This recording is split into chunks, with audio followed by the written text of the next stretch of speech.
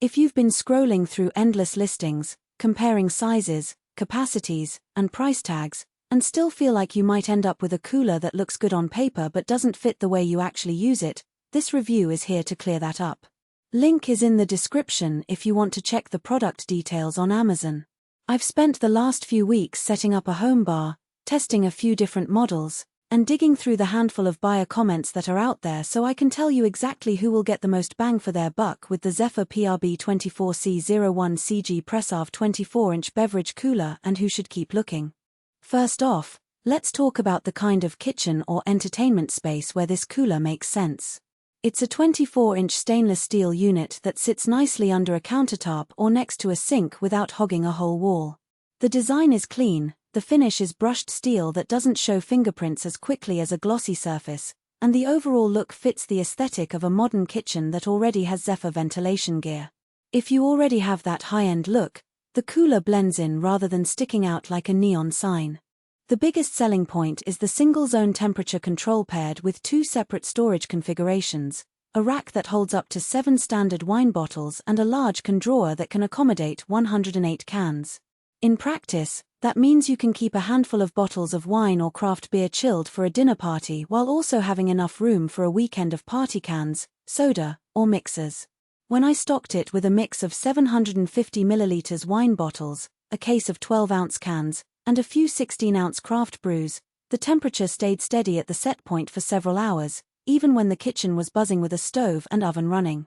That stability is something you don't always get from cheaper 2-zone models that tend to fight themselves when you try to keep bottles colder than cans. Now, why does the single-zone aspect matter? If you're the type who drinks mostly beer or soda from cans, you'll love the generous drawer.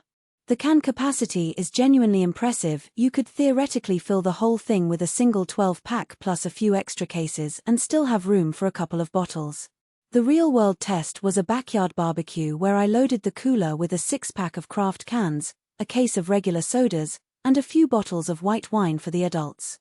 The cans were cold enough to shiver in your hand within 10 minutes of opening the door, and the wine stayed at the ideal sipping temperature without any sudden spikes when the door opened repeatedly.